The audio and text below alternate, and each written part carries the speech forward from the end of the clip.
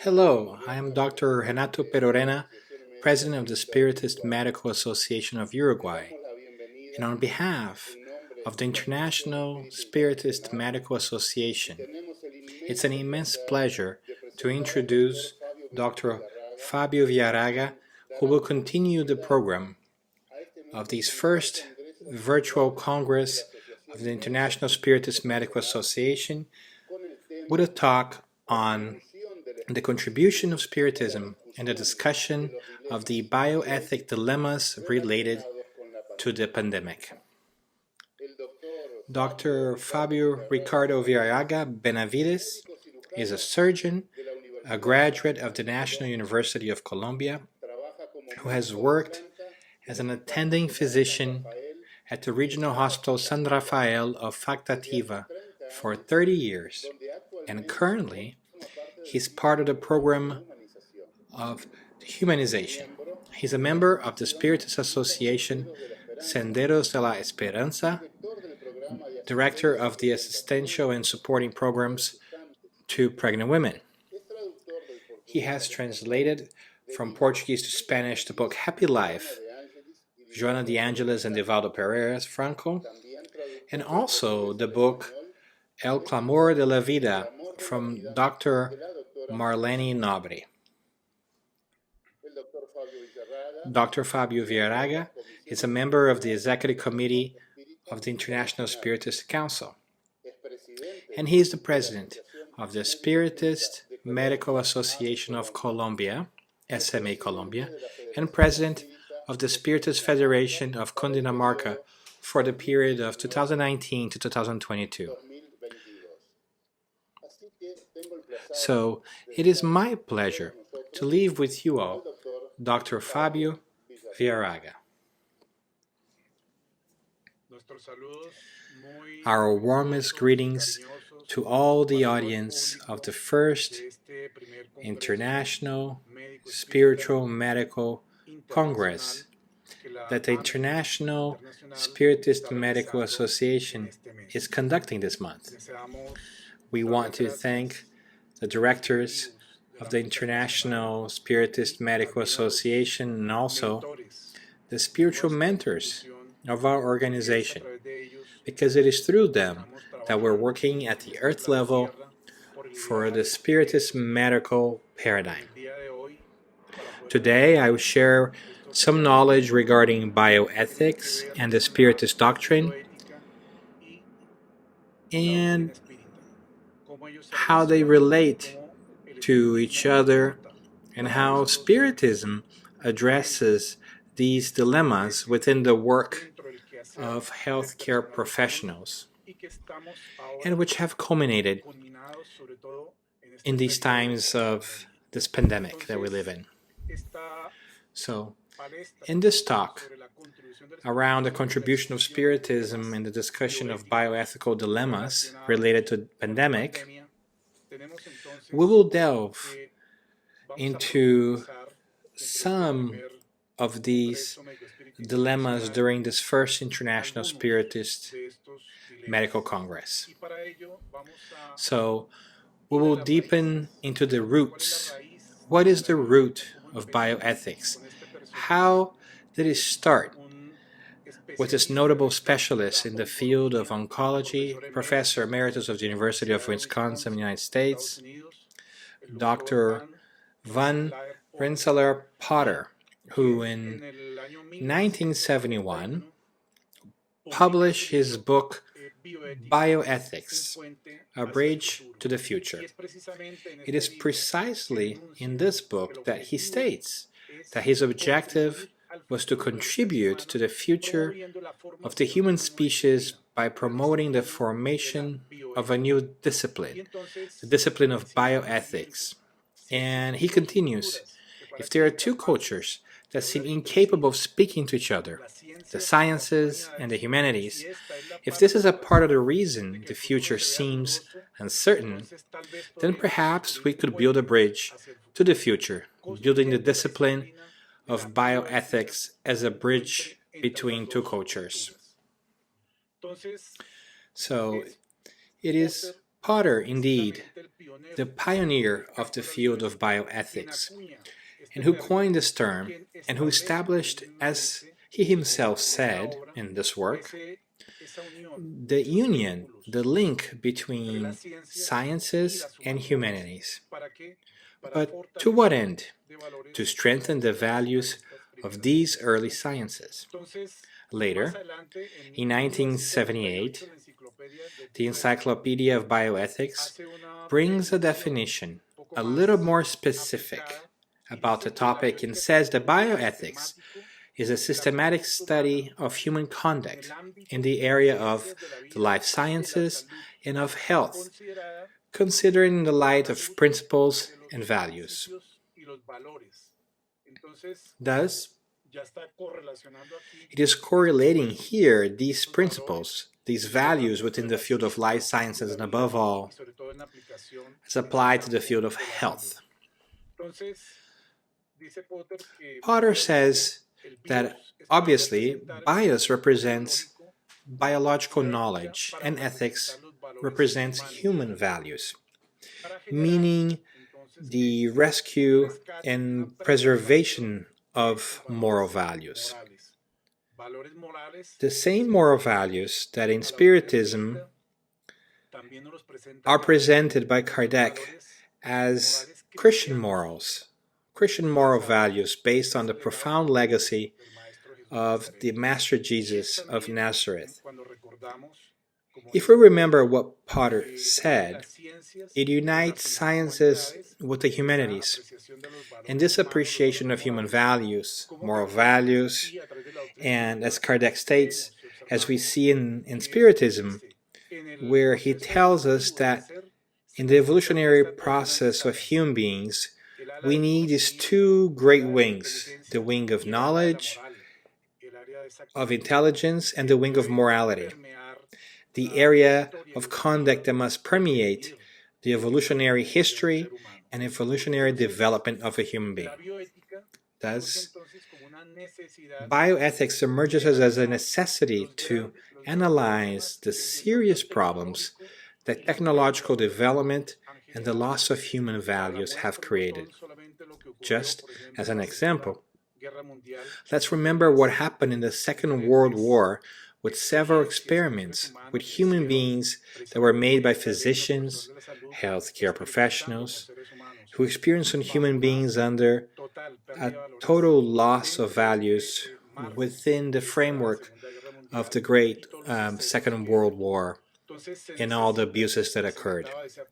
Thus, it is necessary, as Potter said, to establish precise guidance within the field of ethics of life, bioethics.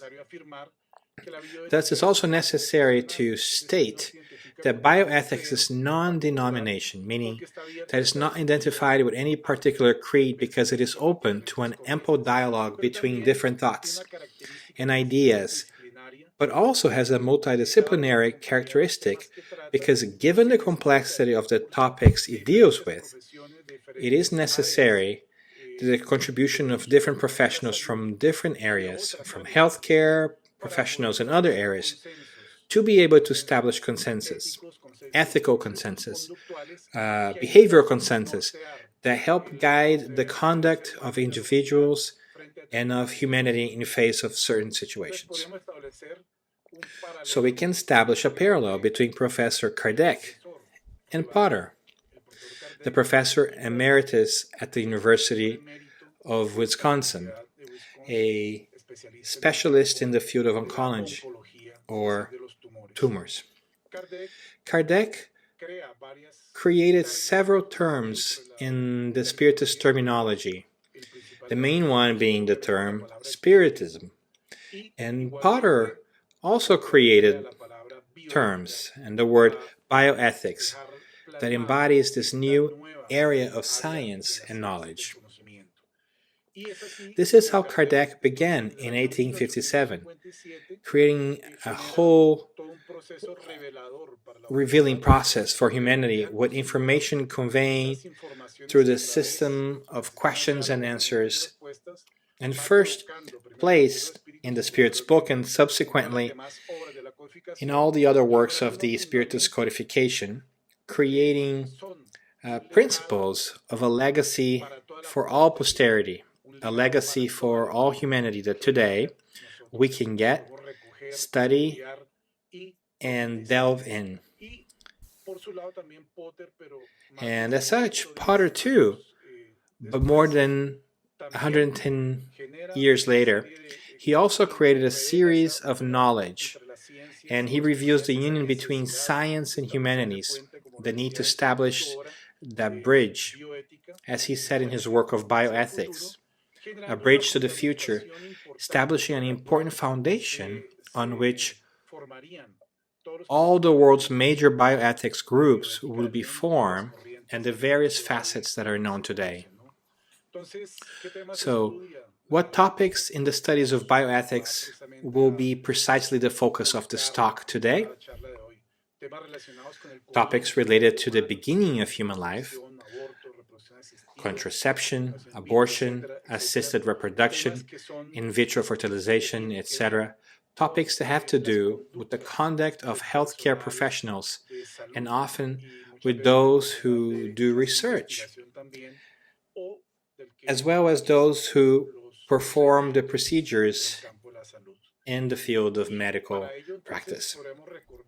So let's remember, as we are talking about the dilemmas of the beginning of life, the concept that appears in answer to question 344 of the Spirit's book, where spirits answer that the moment when the soul joins the body begins at the moment of conception, but that the union is not complete until the moment of birth. This concept, which is a philosophical concept, becomes a moral concept, a scientific concept, because obviously life is a continuum, and a continuity, as we know, starts in the spiritual realm as a very special union, and thus this calls for special attitude of the healthcare professionals, of the medical doctors or colleagues, to deeply realize that if this union begins in conception, there must be a deep respect for life in all its manifestations, including those with deficiencies. It is important to respect life once you get to know the spiritual and spirit information as it appears in the Spirit's book.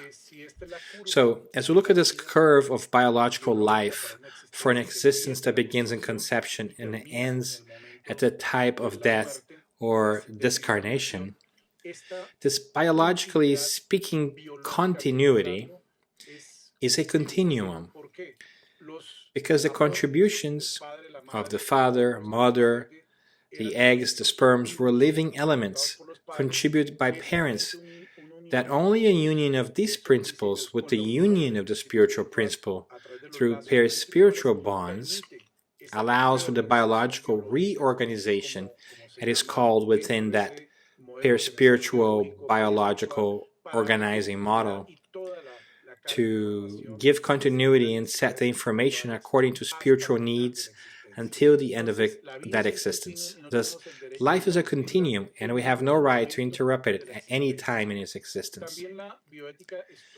Bioethics also studies the process links to the ends of human life, and there are also many controversies, but Spiritism clarifies these issues because it studies the issue of euthanasia, assisted suicide, as it is sometimes called, enabling therapeutic methods to the terminally ill, the right to reject therapeutic measures, the diagnosis of death.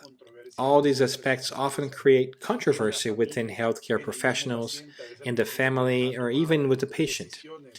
Sometimes the patient is the one who has made decisions and has left them established within the autonomy that he or she has.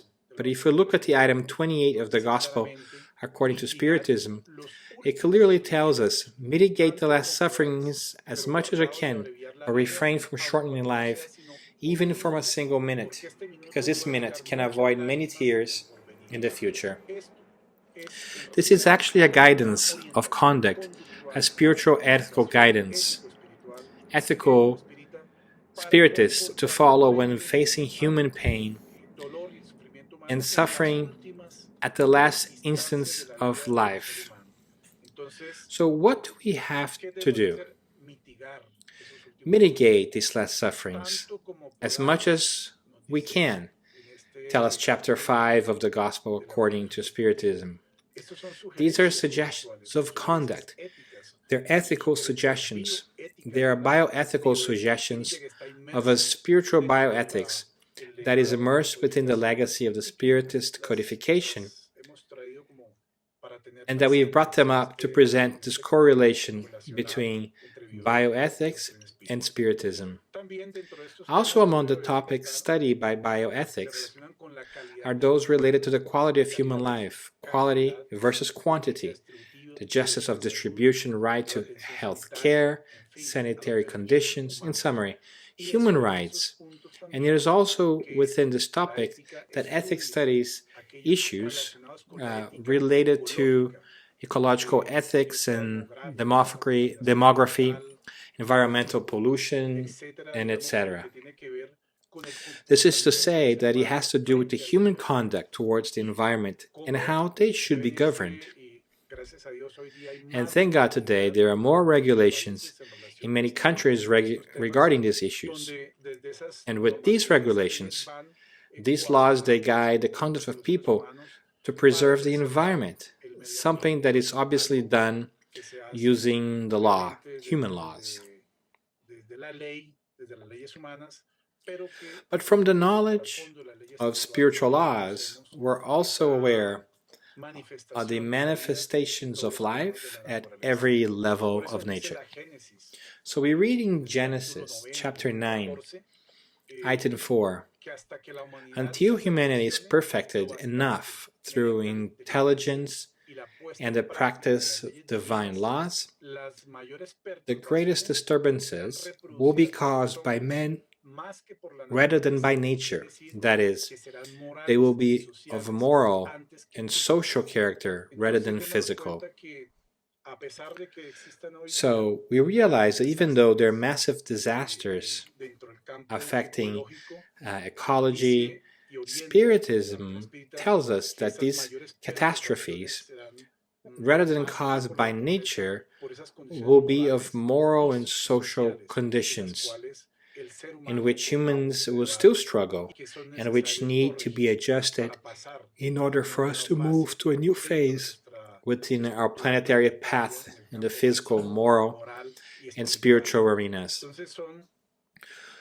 So these are profound instructions that come as revealing pearls from the Spiritist codification books. Also study topics of bioethics, those related to biomedical research, and it's precisely through the different committees of bioethics, of medical ethics, that exist within institutions through which all research projects must pass through, especially those including patients or patient data. So no longer the decisions are made on a personal base, but result from a consensus or from groups that are formed by professionals for improving safety at all sides.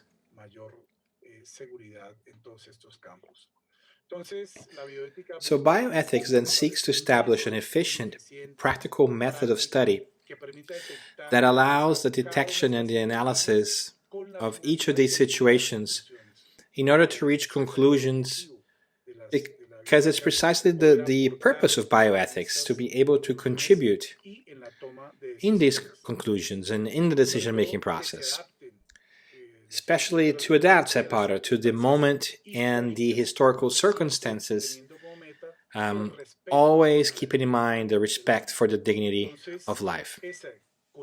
So that continuum of life must always be respected from the moment of conception to the end of existence, at the time of death, or as we call it, discarnation.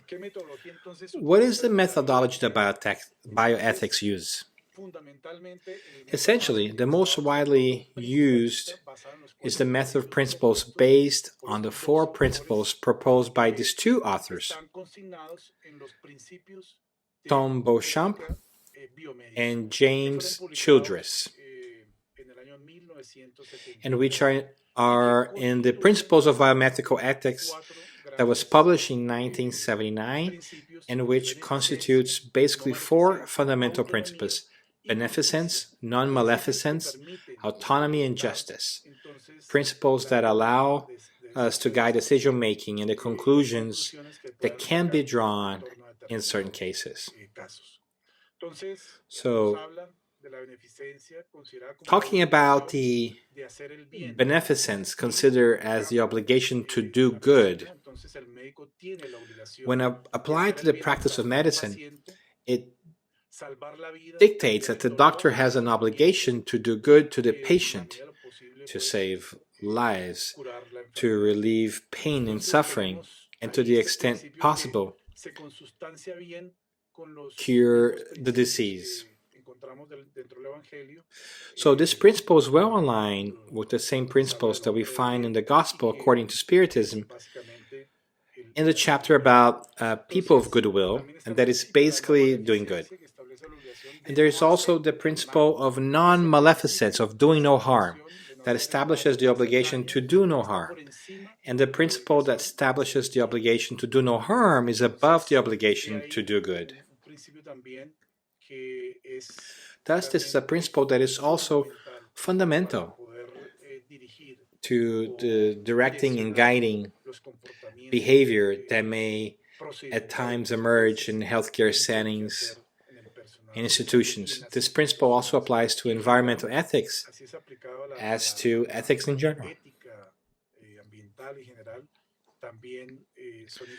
And with regard to autonomy, as we know, this principle is related to the respect for the freedom of the patient. And nowadays, it allows that by granting human rights to freedom, to life, to health, patients can choose by themselves and make the decision whether or not to have a certain procedure, a surgery, or an examination that in their consideration or in their perspective or in their own cosmogony, they may or not accept. And so it is well accepted today that we cannot do good to a patient against their will. Many cases exist, and for example, in our hospital we have had cases in which patients needed surgery and they decided not to be operated. And obviously, we have to make decisions about the situation because the patient has to be well informed about the risk that certain decisions entail.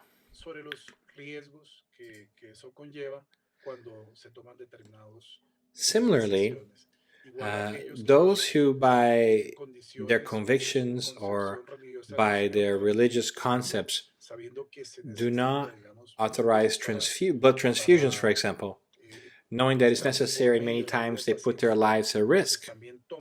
However, as they make this determination, they are obviously exercising their right to autonomy. The doctor's obligation is to clearly inform the patient about his or her situation and the alternatives that they can offer, and the benefits and the risks. And the patient, however, has the right to agree or not to undergo a particular diagnostic or therapeutic procedure. So within the medical ethics, the will of the patient must obviously be respected. Within this principle of justice, today's medicine increasingly demands a search for fair health policies that ensure adequate and medical attention to the majority. What we would all like is perhaps regulations applied to resources. Surely, often the resources are not sufficient to cover the whole population. And that's why the issue is considered to be under the guise and competence of the state and the health administrators, but also to the doctor who has the obligation to ensure decisions that are proper for a rational use of these resources based on strictly on a cost-benefit analysis. What for? So that this management of resources can be balanced and fair for all. And now, let's remember the concept of justice from the Spiritist doctrine. What's that concept? Kardec asked very specifically in the Spirit's book, question 875, how can justice be defined? And the answer was concrete. Justice consists in respecting the rights of each individual. This is another principle of conduct, another principle that speaks about the concept of justice applied to all human attitudes and conducts in relation to others, because this principle of justice applies to the respect that one must have to all other human beings. So, just as we want to be respected, we must equally respect others' rights.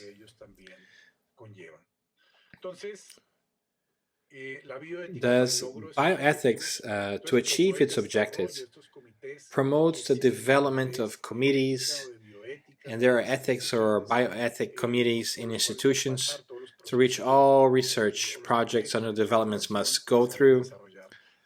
Similarly, there are ethic committees in different types of business, and they must exist even in the political sphere also.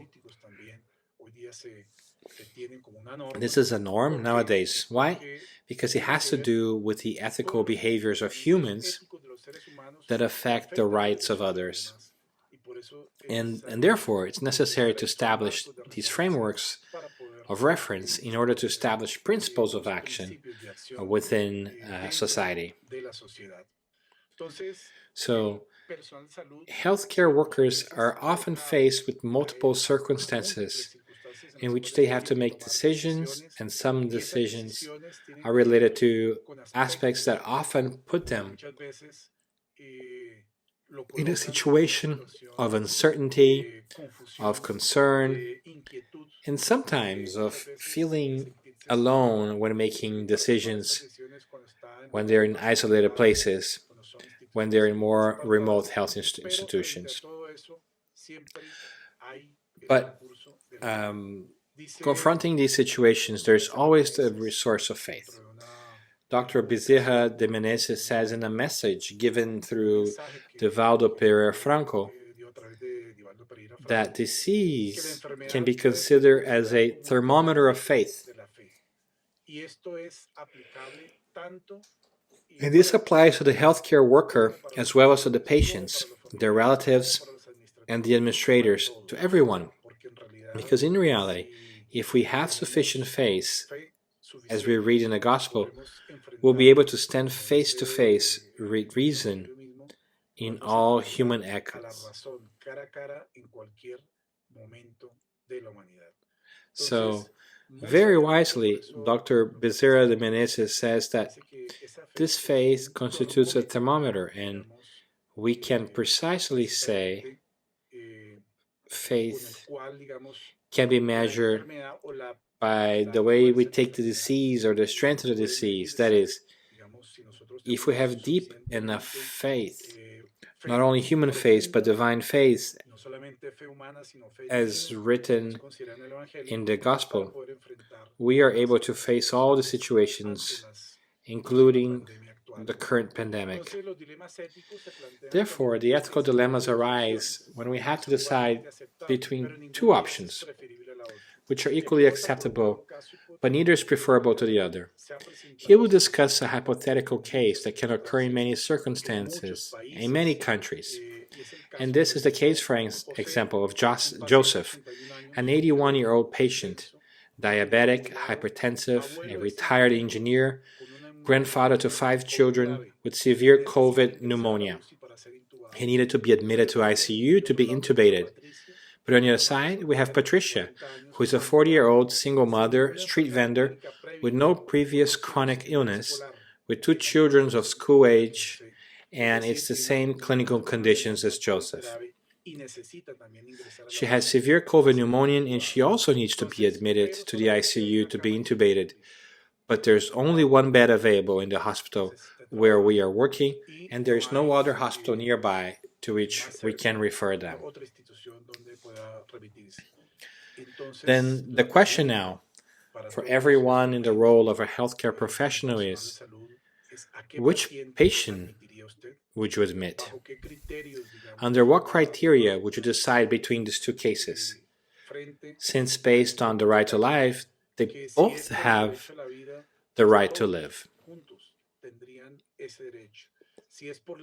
And if it is by the rules that many times govern health services, it will obviously prevail those who have less comorbidity and who have a better prospect of life.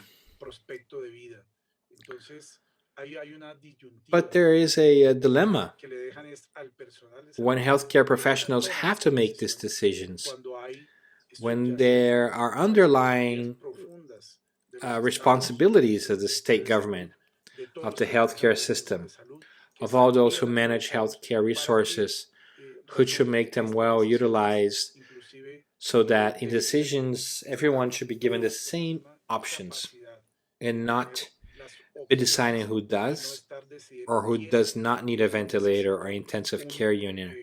An intensive care bed should be available to everyone. So we see that when these dilemmas appear, the bioethic methods obviously help in decision making. Often patients under their own autonomy have already signed some document where they state, if I am in certain conditions, please do not intubate me. If it has been previously expressed, then there is already an autonomy right that must be respected, especially if the patient has expressed it in writing.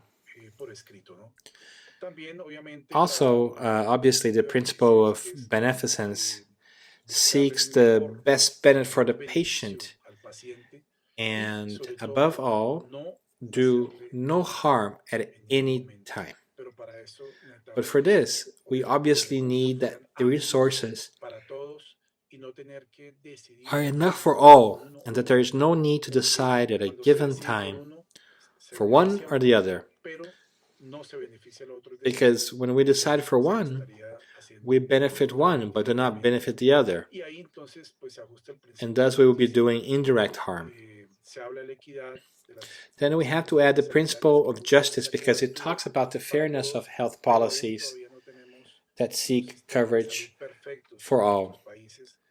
However, we do not yet have the perfect health systems in our countries where the coverages would be really for all. Even in European countries that have just passed through this pandemic and are having a second wave, the intensive care units were filled to full capacity, especially in Spain and Italy, because the exponential curve caught them unprepared and they had to face many difficult circumstances, deciding between life and death in different cases that very painfully became known throughout the world. The psychiatrist Dr. Luis Pintor, from the Psychiatrist Services of the Hospital of Barcelona, professor of the Master's Program in Bioethics and Master's Programs in Neurosciences, says that these dilemmas generally occur with regard to admission to the ICU are the most critical, but that obviously nowadays they are regulated by protocols overseen by ethical committees, and all this have been of great help for those who ultimately make decisions, so not to do it isolated from others, but through a group of professionals, as it is done in the Hospital of Barcelona where he works. But this specialist in psychiatry also makes it clear that in the desire to cure, that is to practice beneficence, we can arrive at a conflict with the ethical principle of non-maleficence, so do no harm. Why? He said that he himself had to treat pharmacologically behavioral alterations of patients with COVID without being able to perform an exhaustive in-person evaluation because he would become a vector of transmission by visiting both COVID and non-COVID patients. And also because in the first weeks of the pandemic, there was a shortage of the professional protective equipment. So this has obviously created dilemmas in the action of individual professionals because while they could do things more professionally, the circumstances limited them therapeutically. And he says that by the eagerness to benefit everyone, they could do no harm in the event that they became vectors of the virus within in the hospital. So they had to follow the biosafety standards that are mandatory to all healthcare institutions. But this creates an internal dilemma for the healthcare professional who was taught to work at their full professional capacity. Because there are times when you cannot fully evaluate a patient, as in the case that the psychiatrist mentioned. So, in institutions, health services, for example, in Colombia, our country, specific recommendations were created for ethical decision-making related to COVID-19 pandemic. For example,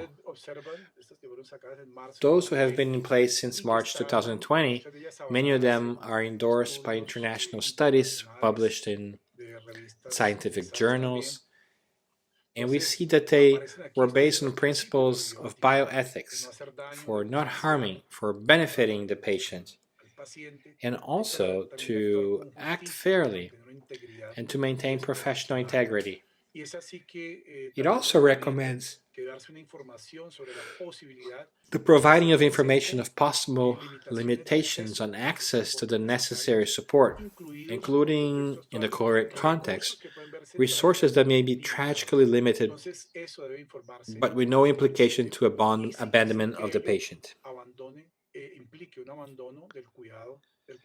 This should be done from the beginning when speaking with family members and relatives.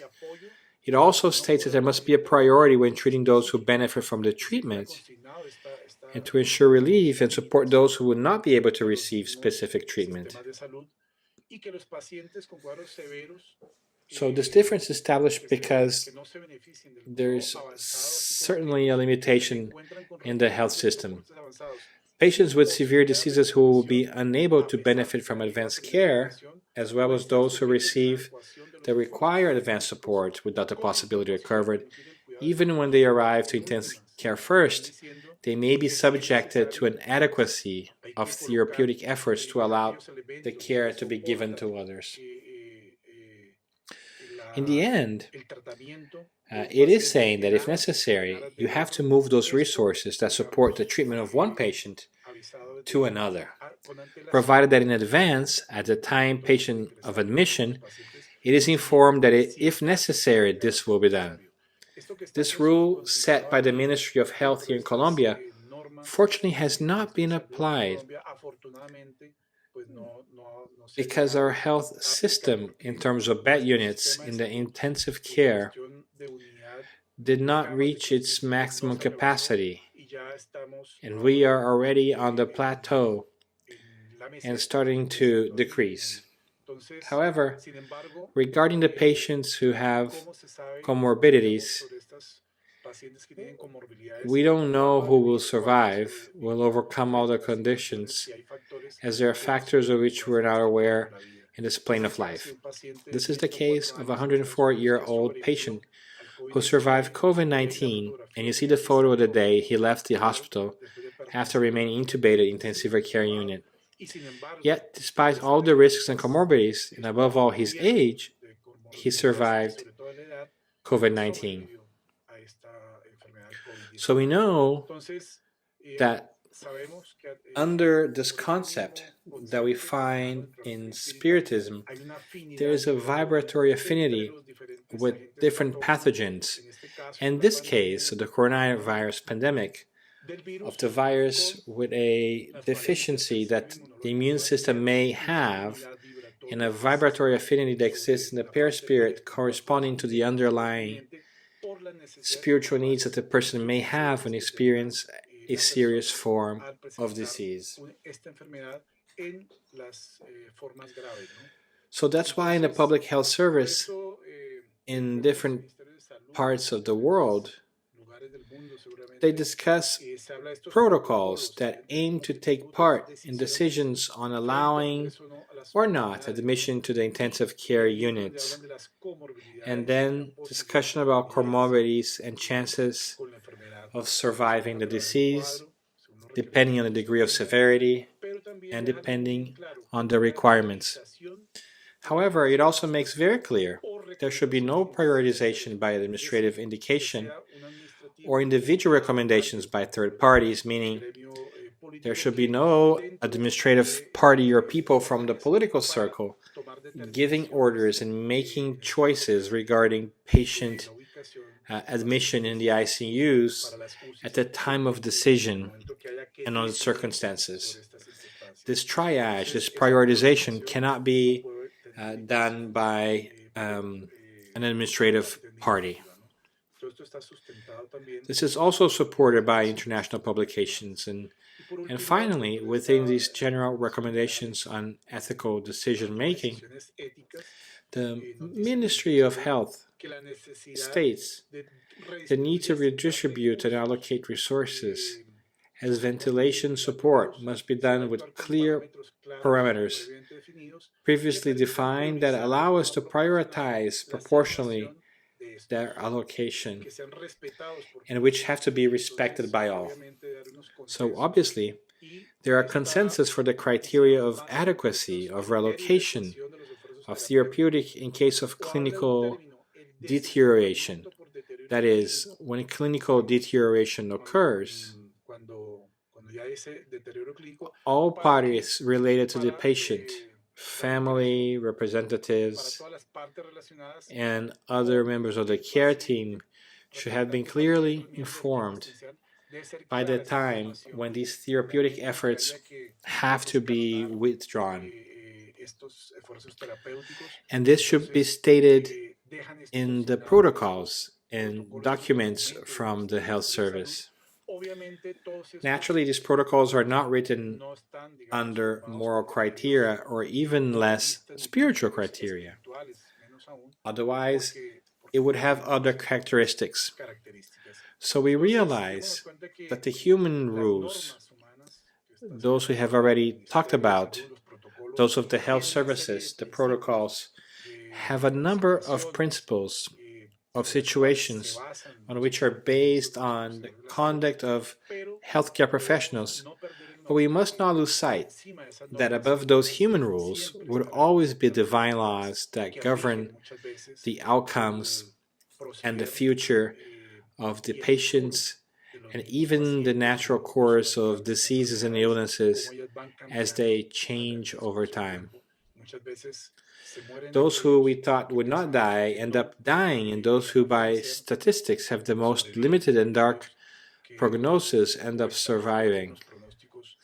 So we understand that the pandemic, in this case the coronavirus, is governed by the divine law, immersed within the process of planetary transition, and it's attuned, although we may not see it in its entirety in relation to the law of justice, love and charity, that is, within the divine goodness and justice. It is certainly framed within the spiritual immigrations of which the book Genesis, and that everything is with a potential planning that God has for humanity, and in particular, a period that humanity is going through. So, to face ethical dilemmas, we not only need knowledge of human regulations, protocol, laws, but we also need a moral foundation that can support knowledge, which supports our daily actions and work within our standards of institution conduct and field of health. This is what chapter 5 of the Gospel according to Spiritism states. In that paragraph of instruction of spirits, that blessed are those who have had the opportunity to prove her faith, determination, perseverance, and submission to God's will. And these are valid for patients, for healthcare professionals, for family members, and everyone in general. Because in face of all these circumstances, many of us have to show determination, perseverance of our faith, and our submission to divine plans. And in those dilemmas related to the end of life, what to do when the capacity of a country or region's health system is saturated, as it has happened when we have to choose between one and another. What are the prevailing criteria for deciding the designation of ICU beds? We have those rules determined by the healthcare system, but they're based on technical or scientific criteria, not moral or much less spiritually based. Let us question ourselves why patients with COVID-19 often die alone, only in the company of strangers who perform resuscitations at the end of their existence. Also, attending to funerals is a process that we know nowadays is governed by sanitary rules, which are or rank higher than family decisions. So we have to explain to the relatives sometimes why they cannot mourn the body of their loved one, that they cannot see it, that they cannot touch it. In this process of humanization of the hospital where we work, we have been asked to explain to relatives that they can no longer see their loved one, and many of them cry and tell us, please, let me see my mother. Please, let me see my father, my grandfather, my wife, my son, who has died and who they have not seen for the last time. Because from the moment they entered the COVID unit, they were isolated from visitors and from relatives. And that is very lonely. And let's say a circumstance that plays a role in these existential experiences that COVID patients have and that often die alone, they're away from their families. So another dilemma is in relation to the environment, and perhaps many of you have not started to think about the elements of personal protection, the impact on the environment. How many millions of masks are discarded daily in the trash? How many non-degradable plastic containers are they removing in nature? What is the impact of these elements and others on the other living species of the realms of nature? This is a publication that came out in June of 2020 from an exclusive magazine dedicated to environmental issues, where they talk about the impact of the use and management of plastics in this period during the pandemic, and they tell us that there are billions, in this case 129 billion masks,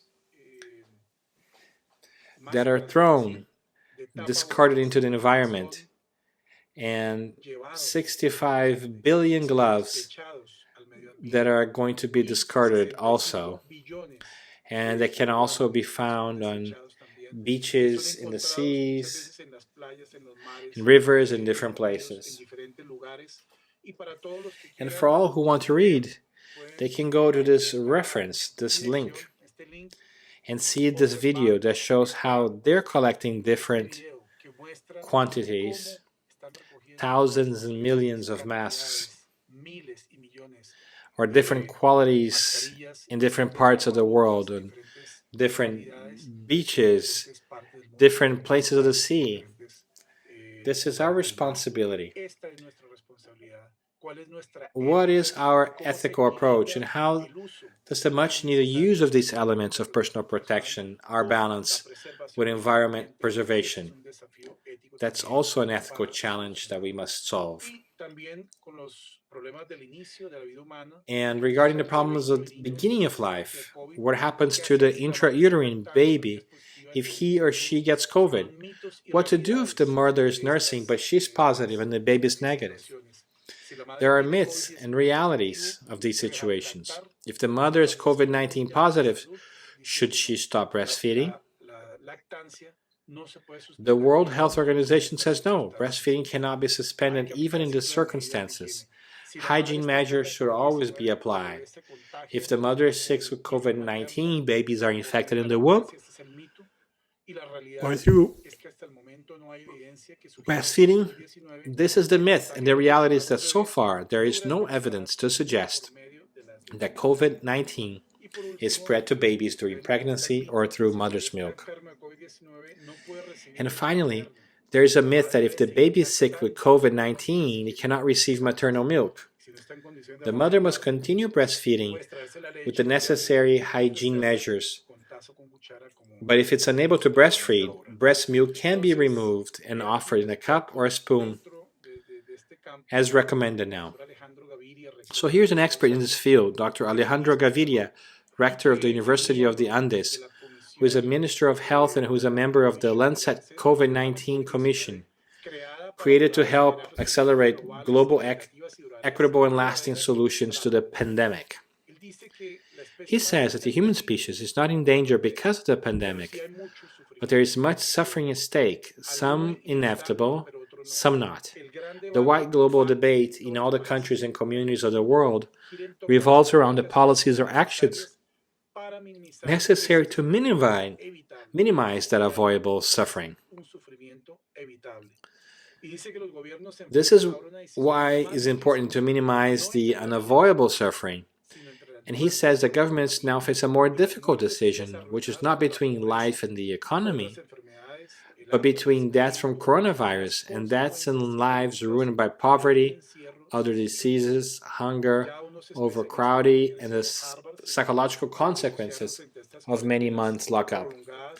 Harvard University specialists have spoken about these prolonged quarantines, claiming that they do more harm than good, which increase avoidable suffering and undermine equity and social justice.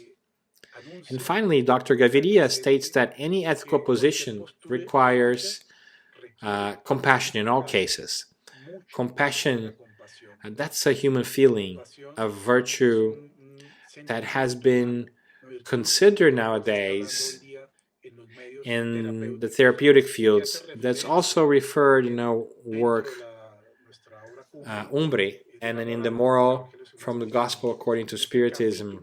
And in chapter 13, that speaks of the hidden misfortune, it tells us that in the vast calamities, charity manifests as generous impulses to repair disasters. But next to these general disasters, there are thousands of other disasters that go unnoticed. So, are we really mitigating those hidden misfortunes as we face all that pandemic situation and the news that we see every day? Let's ask ourselves right now, if we have the chance to mitigate these hidden misfortunes, we should do it. To end, we will place here these principles of the principalist bioethics, and above all relate them to the Spiritist bioethical model, because the principalist bioethic considers the person as a whole with deep respect for life and dignity, regardless of the age or health status of people. Abortion, infanticide, euthanasia are all ethically unacceptable, but for the utilitarian, pragmatic system, they consider only a person those who may be self-aware and not embryos and fetuses, newborns with severe neurological deficiencies, or even comatose patients in vegetative states. For this system, abortion, infanticide, embryo manipulation, and euthanasia are justified. Therefore, we bring for a final conclusion the bioethical spiritist model proposed by Dr. Marlene Nobre in her work The Soul of Matter in 2003. She says that in this model, one should consider the person as a transcendent being, multidimensional in nature, and have a deep respect for life. It is what she calls the Spiritist personalistic model, which is based on the fact that we are divine creations. We are part of an evolutionary model. We are immortal spirits, and so are all living beings. And that through the evolutionary process, we find an individualization of the intelligent principle. This is all based on the Christian moral principles and in this spiritual bioethical model that Dr. Marlene left in the book, The Soul of Matter.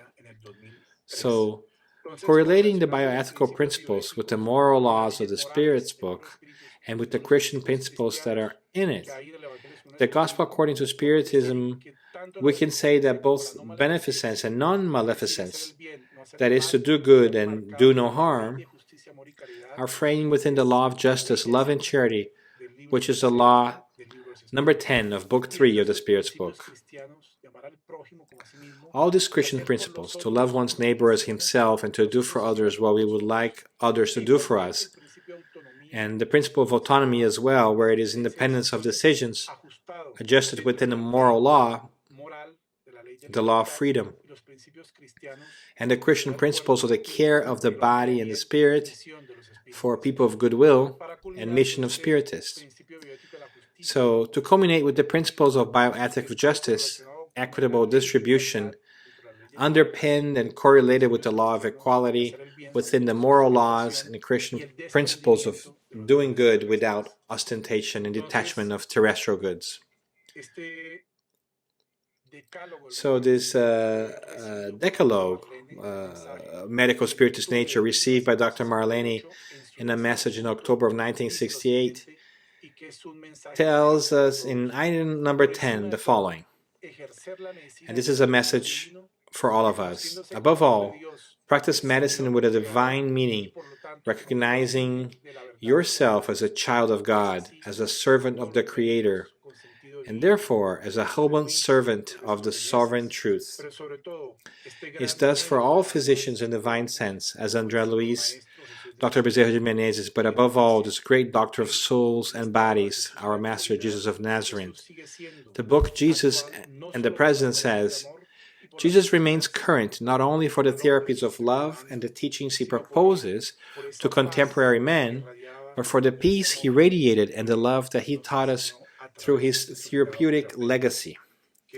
And that these teachings that Jesus has bequeathed us through his witness of life and his encouraging and therapeutic messages, that from his time to today, even so far, we still seek to understand, to seek the true healing of our souls. Thank you very much to all of you at this first International Spiritist Congress of the International Spiritist Association. Thank you very much.